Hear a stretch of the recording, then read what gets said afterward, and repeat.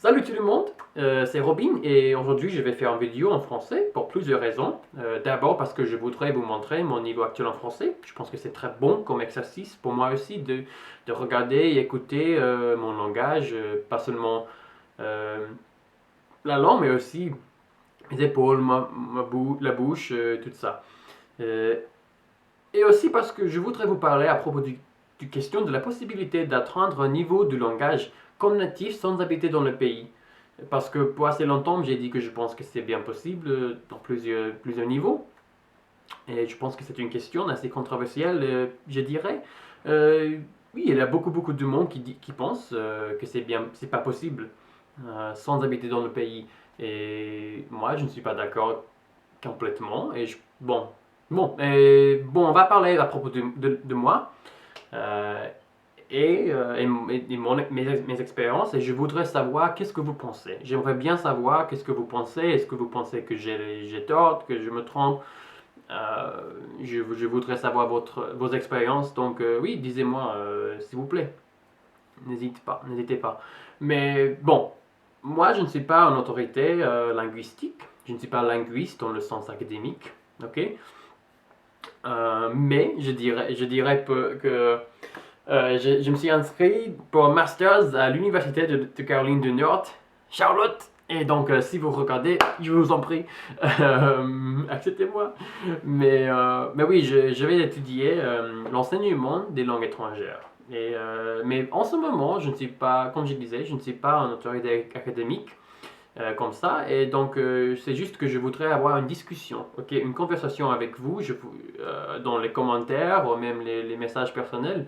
Euh, oui, je voudrais savoir parce que je pense que même si je ne suis pas une autorité académique, je pense que, je pense que j'ai des expériences qui ont du valeur, franchement. Et oui, alors, bon, moi, du côté de l'accent, ok.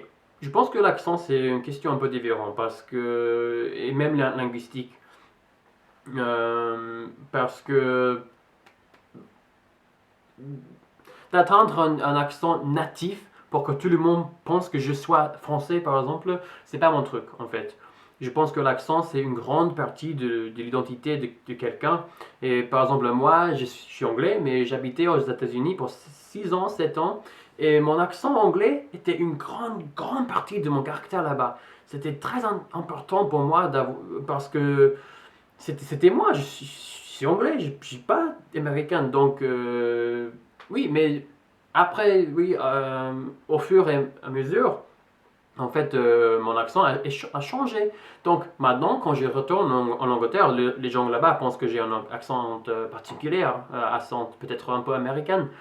Mais ça, c'est parce que j'ai passé 6 ans là-bas, j'ai passé toutes mes années adultes là-bas. Donc, c'est devenu une grande partie de moi. Donc, moi, je ne peux pas penser de moi-même sans mon accent maintenant. C'est mon accent. Et il n'y a personne qui a le même accent que moi en anglais, en français, en japonais, en espagnol, en allemand et n'importe quelle langue. Ok.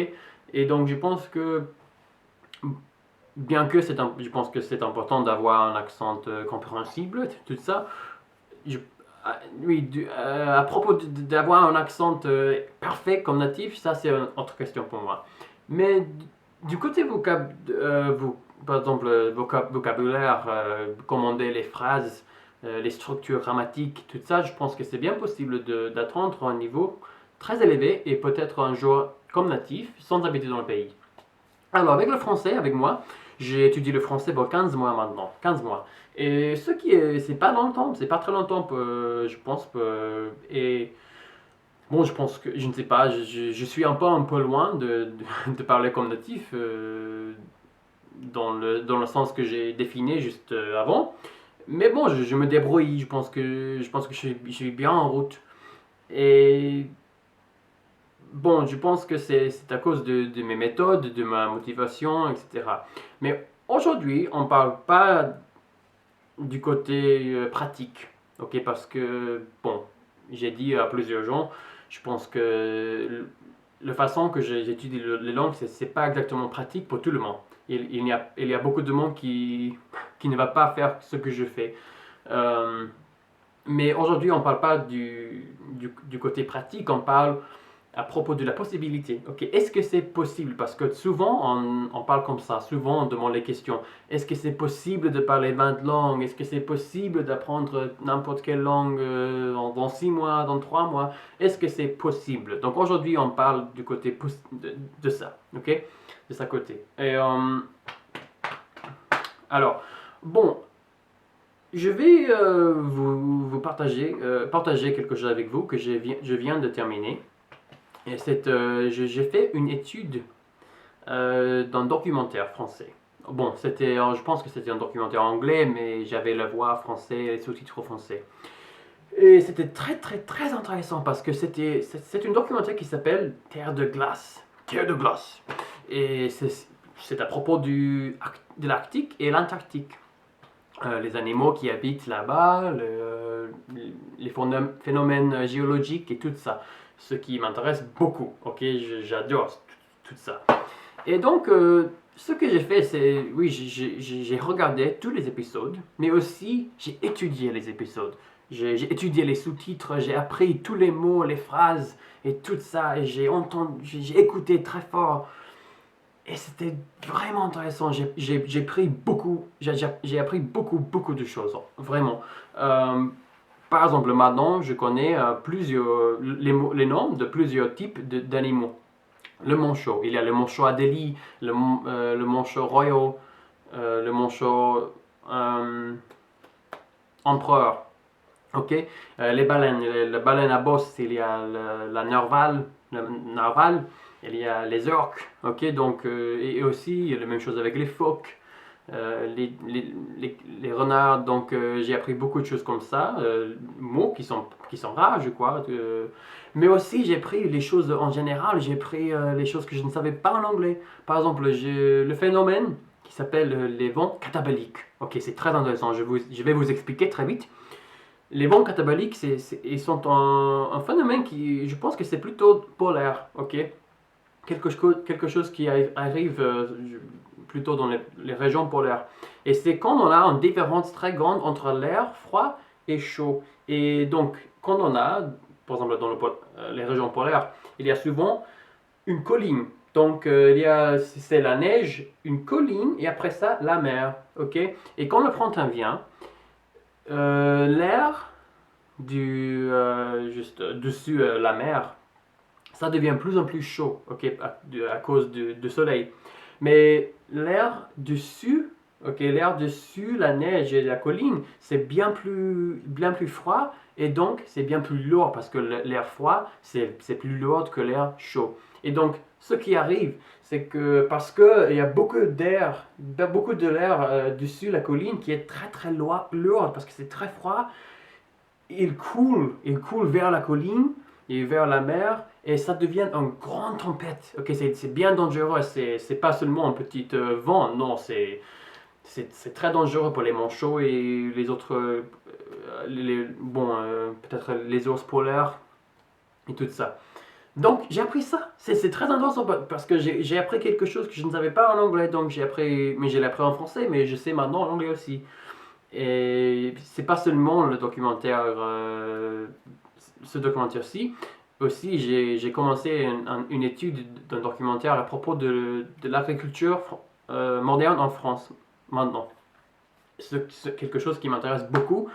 Et bon, je suis en train de reprendre beaucoup de mots, beaucoup de termes, de phrases et tout ça qui sont spécialisés de ce côté-là.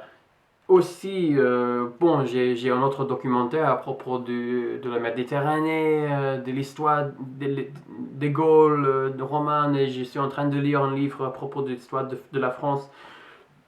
Et donc, moi, je pense que c'est un exemple d'un moyen, d'une façon d'étudier, où je pense qu'on peut atteindre un vocabulaire natif, peut-être, au moins très très élevé. Et maintenant, comme je disais avant, moi je parle pas le français parfaitement. Je fais des erreurs avec des genders et les choses grammatiques tout le temps.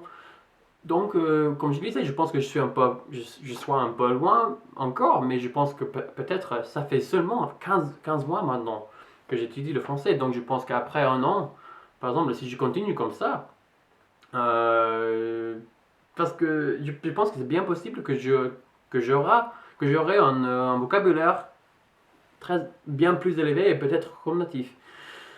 Parce que c'est pas seulement que je regarde les films, je regarde les documentaires, les dramas, c'est pas seulement que je lis les livres, j'étudie les choses là, j'étudie le livre, c'est bien intéressant pour moi. Je cherche les phrases et je cherche un sens, comment dire, comment utiliser cette phrase là, comment utiliser ce mot là. Ok, et avec les films, ok, je viens d'étudier un film qui s'appelle Du jour au lendemain. Et c'était en 13 heures. Ok, en 13 heures pour les phrases, pour les choses comme ça. Donc, je vais vous montrer euh, plusieurs exemples et les choses que j'ai appris. Alors, par exemple, mettre une branlée. Moi, je pense que ça, c'est très drôle. Ça, oui, je vais utiliser ça. On s'accroche, ok, on s'accroche. Qu'est-ce qui te prend bon, qu'est-ce qui te prend ne pas faire le poids. Ne pas faire le poids. À la vie, à la mort. J'ai appris ça. Me faire sauter le caisson. Ok, je pense que c'est un peu sinistre, mais en fait, ça a l'air assez drôle, en fait.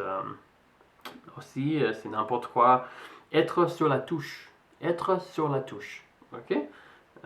Bon, toi, tu étais bien, moi, j'étais sur la touche. Ok. Être à côté de ces pompes. Ok. Faire chialer. Sacré. Ok, moi, je savais le mot sacré. Sacré cœur, ça oui. Mais aussi, j'ai appris une autre utilisation. Par exemple, dans le film, c'était un match de tennis et il y avait une femme qui a dit, bon, toi, tu as un sacré renvers, ok? En anglais, c'est quelque chose comme, well, you have one hell of a backhand, ok? Boom, ok? Et maintenant, parce que j'ai appris les choses là du contexte, ok? Et il y a plusieurs phrases comme ça que j'avais déjà entendues dans d'autres films. Et donc, ma connaissance des phrases là devient plus en plus fort et j'ai plus en plus de confiance en utilisant les phrases là. Donc, bon, je pense que si on étudie comme ça, si c'est possible, ok, parce que ça dépend du langue. Je pense que, comme je disais, c'est pas une question du pratique et tout ça, c'est une question de possibilité. Est-ce que c'est possible? Moi, je pense que c'est possible aujourd'hui, dans le monde actuel, avec les ressources et tout ça, d'apprendre un niveau comme natif dans une langue, sans habiter dans le pays.